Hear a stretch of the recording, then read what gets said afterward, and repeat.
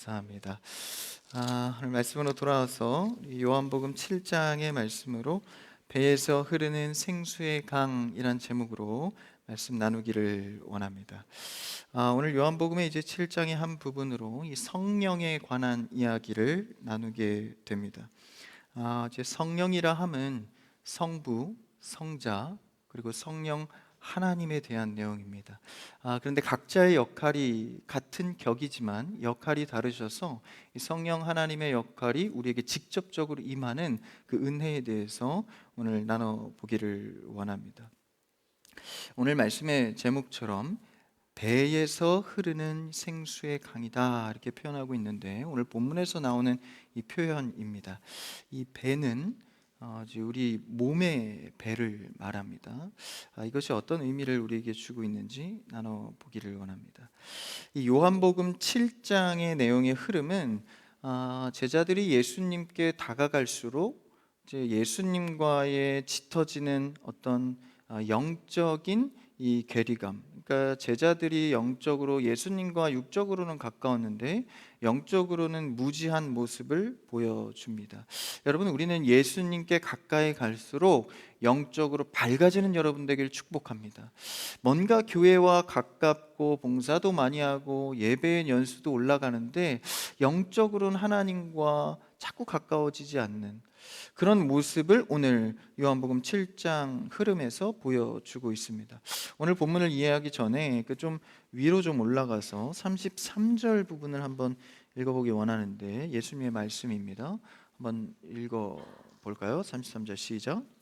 예수께서 이르시되 내가 너희와 함께 조금 더 있다가 나를 보내신 이에게로 돌아가겠노라.